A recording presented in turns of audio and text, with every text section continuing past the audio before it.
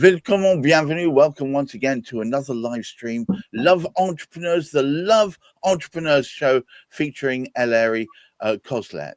We talk about topics to do with the benefit of being part of the Big Fix, being part of Love Entrepreneurs, which is in fact a fellowship destined to help people support each other, lift each other up. Today's topic is once again, what the hell did the Big Fix do for me? And today's special guest is Angela Richardson. Welcome. Thank you very much. Ellery, would you take us away, please? Well, should we all leave? No, perhaps later. Well, Angela is an amazing thing and is an amazing powerhouse. I love this Big Fix for so many different reasons, but I would really like to invite Angela just to talk about, because she'd obviously maybe, had you heard about it before, Angela? Did you know what to expect? I mean, did you have an idea in your head of what to expect from it? Yeah, I mean, I did the work. I did a couple of Big Fixes, one for Ben from the charity, and I can't remember who the other one had done. And I found it really enlightening, because when I was listening to other people's, you can't help but when people give them advice, think, actually, that would work in my business and stuff like that. So I was very intrigued, and he kept pestering me to do it. So I was like, right, okay, I've got to admit that I might not be perfect and say I need something fixing. And for me, for a long time, because I offer, it was, when I first started out 18 years ago, I just did mobile phones. But all my customers used to go, I wish you could do the same on landlines and our utilities and blah, blah, blah. So when I was headhunted by a landline company and went and set their mobile phone arm up and did all that sort of thing, I then thought, right, okay, I'm doing what my customers want and whatever. And then for reasons I won't go into, I ended up setting my own business up, and they ended up in jail. But yeah, so wasn't me, was it? No, that was the theme developing here. Yeah, so I ended up setting up Range, and I literally, I had no job. On the Thursday, I handed my car back from my other place. On the Friday, the guy came to see me and went, oh, by the way, it's a full-time job and not a part-time job. And I'm like, oh, okay. What do? Bring the kids? I do a toddler group on a Thursday. Do I bring the kids to that, to the office or what? But anyway, so it didn't work out with that other company, and I ended up setting up Range. And so there was never this great big plan. I never said, right, I'm going to go to a bank and ask for finance. This is my idea. This is my business plan. It was very much, okay, I'm going down the allotment on the Sunday. It was an Easter weekend, and we worked out the name Range because it's like Angela. My surname is Richardson, so instead of it being Ange R, which would be Angler Communications, which my kids at the time might have thought that was very good. I put the R in front and became Range because I do a whole range of communications. But because I do a whole range of communications, when I'm talking to people, I sometimes think, has my message got lost? I don't know. It's just one of those things where, I've had people before go, oh, I didn't know you did dash cams. I'm like, I've done it for ages. I talk about it when we go networking. You've known me for years. So I didn't know whether the reason that I've never really pushed Range, particularly for other different reasons. And it was like, well, do you know what? Is it, have I got a mixed message, or is it I'm holding myself back in some way? And it's amazing because at the Big Fix, everyone completely forgot that I mentioned about the fact that because I've got so many products, is the message getting lost? And everyone went, yeah, it's all you. Which I have to admit, I kind of thought it possibly was anyway. So yes, and it was. I absolutely, I reconcile that with my own personal experiences that you don't realise it's all you, and yeah. And I did have an inkling it might be me blocking it, I guess, but it was nice to actually hear from others how they see it, and really nice seeing it from people that don't know me, and then there were people in the room that do know me very well, Elaine and Vanessa, and really interesting on hearing. I mean, Elaine in her driveway just got it straight away and just told me how it is. But Vanessa, came up with good things, and she, we've had a meeting since, and it's like give me a whole new different angle, and when you speak to Ellery, you always come with a new angle on anything, and there's always different ways to do things. So it's been really good actually that that different. It's just made me think differently, and has made a real change in, I suppose, my outlook and how I'm going to do things. It's coincided with me joining up with someone else to look at numbers more and things like that, because I did fail A-level economics. However, I just never worry about the money side of the business because it's always there. It's fine, it runs, it's not a problem. I'm very lucky in that way. But yeah, so it was, I looked at that and then I had a big fix at the same time. And it's like, wow, it's just absolutely, it's been brilliant. It really has. It's really changed and given me a new life, I suppose. It's just given me a bit of a new oomph into the business, shall we say. May I ask you a question? If people are watching this and are thinking, well, the Big Fix is like any old mastermind, a bunch of people all sharing ideas and views. What made the Big Fix, in your mind, stand out? I think the way it's run is really good. The fact that you do it on 2 days, so you do end up with different people and you're looking at things differently and all that sort of thing. The report you get from Ellery is just absolutely amazing because it's not just like it's not something you just do and then, oh yeah, that's done, off next, squirrel, and off we go. Because of the way it's done over the 2 days, not the one. And then you have you have a chat with Ellery, and she gives you this fantastic report just to reiterate, about it. And she gives you the video so you can watch yourself. We're going like that because you don't know anyone likes to look at themselves, do they? But yeah, so with all that combined, and because it's a constant, you're seeing these people all the time anyway, it's just that it doesn't drop off. It's that accountability, I think, as well. It's just brilliant. Yeah, just really, really was good. Well, it's quite interesting. I find that the way in which people go into Big Fixes can often define very much how good the result is when they come out the other side. And I think when you realize that the scales had fallen from your eyes and you could start seeing perhaps yourself as others see you, is that what gave you the ability to make the changes or the direction movement that you've done since then? I think for me, it was just reiterating. I kind of knew that bit. I did think there'd be more on the different different messages on different products, that sort of thing. But they kind of just reiterated what I already knew. And it just made me go, all right, it's time to do something about it. So I think with the university, things happen at the right time. And, for me, it came at the right time that I'm sort of going, right, okay, let's do this then, So, yeah, I think that it wasn't so much the scales were off my eyes. It was just the fact that, yes, there's a mirror, you know this. And it was that really. So, and a couple of things that I'd not thought of in that way. And, it's, with Ellery and Elaine, said certain things. I was like, but it gave me new ideas. Vanessa came up with a fantastic idea for a different way for me to do marketing of the business. So, and that was something I'd never, ever given that a thought to. But for her, it was like, well, why aren't you doing this? It's simple. Why aren't you doing that?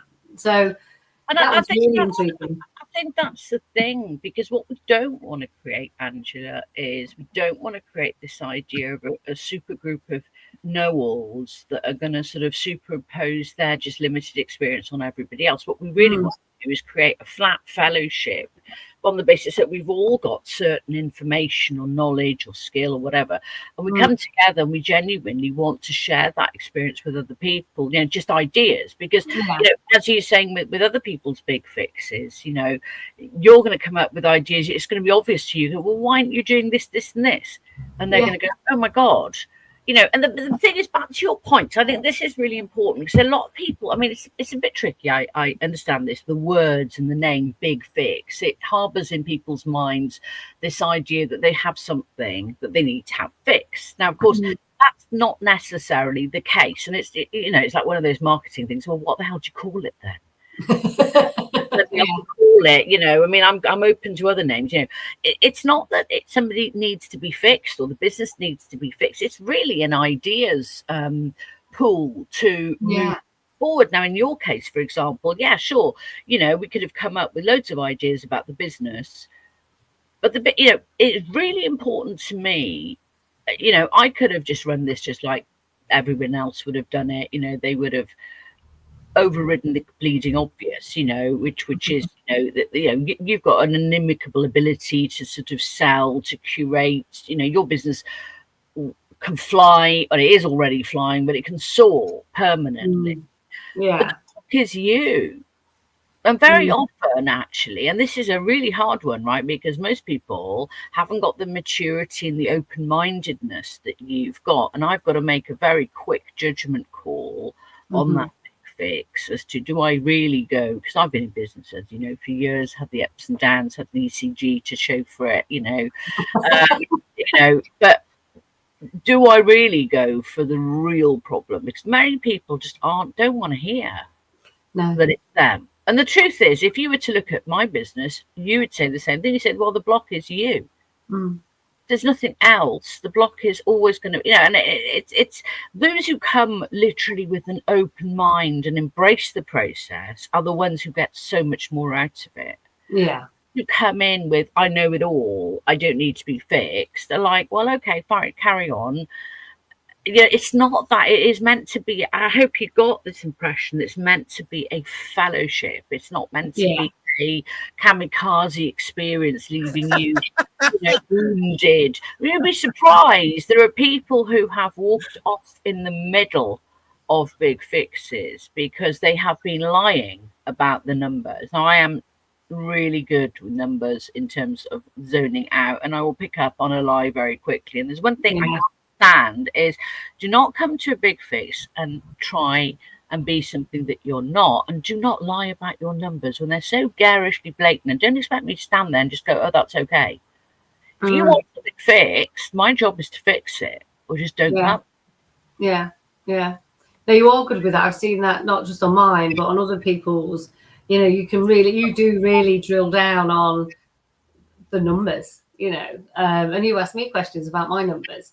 And I was like, oh, I don't really know. Since then, I didn't know. I had a rough idea, but since then I've really drilled down on it, and I've got a printout of it and everything. And you know, and it's been so. Even that, you say, well, what are, you know, it's made me go off and go, right, I need to know more about that. I need to sort that out. So I'm on a course now about, you know, learning my numbers and making it work better for me.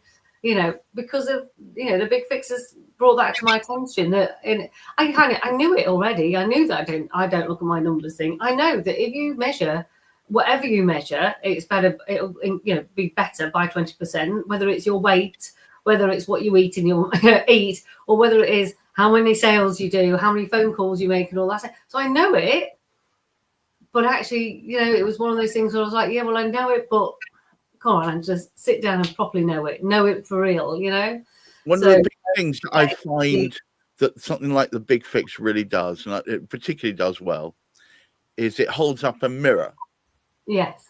To what you are, so you perceive yourself in perhaps the same way as others perceive you, and that's not a negative or positive. It just is, and then that enables you to then see where the real issues lie, and puts them into real black and white print in your face. Whereas before, perhaps, as you said, I mean, as demonstrated, you came to the Big Fix with an idea, well, we're going to focus on products and price point and all the rest of it. And that's not where the focus was drawn to. No. So I think it does it really well. I commend Ellery on that, because I've been to many other masterminds and you never quite get there.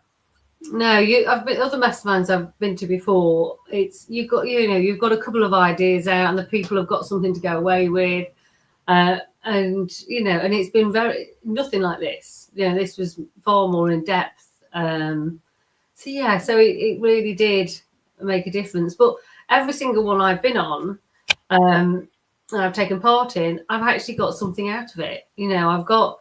You know, even the lady, I can't remember her name. She was she worked in corporate all the time, and now she's coming into small business.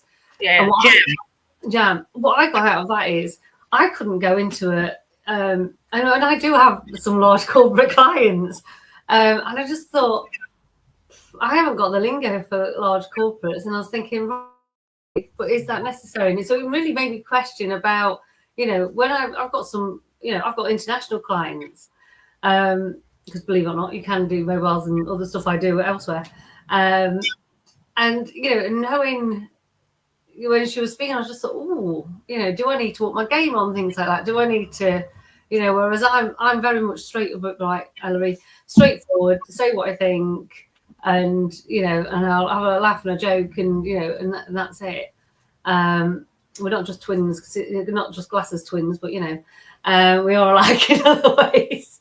And it was great. And then when we were talking about when we did the charity one with Ben, it was like, I thought to myself, gosh, I used to do a lot for charity, and I don't do it now. And then it was very much with him as well. It was very much knowing the numbers, and that made me think, I don't know my numbers well enough. But it's interesting that that's just the thing, right? Because I'm trying to get people to really hold on to what makes them unique. What makes you unique is your ability to communicate so openly. So I was screaming when you started to say, oh my God, maybe they want me to speak more corporate. No. Retain your authenticity, because this is what makes you successful and lovely to have around. Because actually, the truth is, corporates don't want people to speak in corporate. Not anymore. Certainly not anymore. No, they don't. And Gem's problem with her big fix is to get her to understand that she is so in the corporate vernacular that she needs to translate into human. Yeah. But it's always the way, isn't it? It's like, if you've got straight hair, you want curly hair. If you've got curly hair, you want straight hair. You always look at the other in a more favourable light. But I don't think it's just simply about stylistic tendencies. I think what we've got here is that certainly in the corporates, I spent many years working in corporate, 21, I think, years in total. And it gets to the point where people spot corporate speak coming at you from a mile off, and they put on their little ear defenders. And by the end of it, they've learnt a precisely zero. Whereas if you're talking, and may I say, as a LinkedIn person, the authenticity is everything right now. Yeah. In a world where AI is communicating and AI is responding, it's only authentic stuff that sticks out well above it. Yeah. So I commend you on continuing that way. What I need to do now is a little bit of my own sales promotion bit.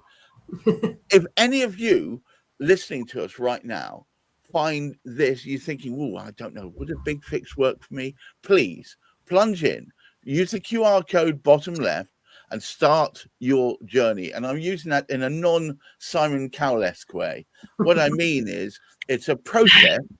It's a process after which, like Angela here, you'll have a moment of self-reflection where you think, hang on a moment, that's what you want. And you get it from the fellowship that is within Love Entrepreneurs. Now, the other thing is, thank you so much, Angela, for taking time out of your busy day to be with us. Oh, my pleasure. If any of you would like to start a conversation with her company, Range Comms, please follow that QR code. It goes to a link tree, and then you can actually start getting in touch and doing that great thing that Angela is so famed for, which is communicating and perhaps finding out more about each other. Ellery, would you take us home, please? Well, I'm not going to sing to you, don't worry. No, listen, the Big Fix is free to do, okay?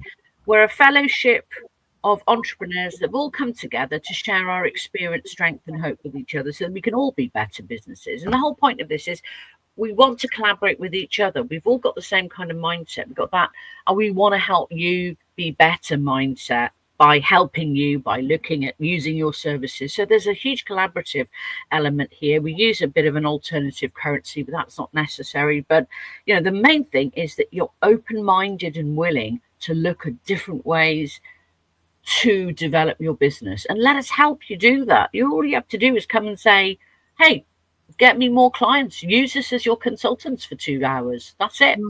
Costs you nothing. If you stay, great. If you don't stay, no problem. It's up to you. But come on down, literally, as they say in the 80s. They said in the 80s, come on down. Let's be Crowther. Don't knock the 80s. I DJ'd a gig recently, and all the kids below the age of 15 were demanding all the 80s hits. Anyway, moving on. I want to say thank you very much, Angela Richardson, for taking time out to tell us your impressions of the Big Fix. Thank you, Eleri, for putting it together, and Love Entrepreneurs. And please do check out the Big Fix, as I pointed out at the bottom there. It could be a point where you suddenly reimagine the way in which your business runs just by getting that little impetus from the outside. Can I just say a big thank you to you, Gareth? So if anybody wants this situation, Gareth is a brilliant host, as you can see. If you want your own little podcast done, then Gareth is your man. This was totally unplanned. And thank you very much, Ellery. You're very kind. Yeah. I do a lot of these, but the whole point about them is to demystify and humanize. So the whole process about this is to make people like Ellery, not to see words on a page urging you to do a thing, but also you can see how earnest she is in real life and how impassioned Angela is about what she brings to the table. And to all of you out there, please keep your feet on the ground, keep reaching for the stars, and please try and look after that mental health. Until next week, goodbye. Bye.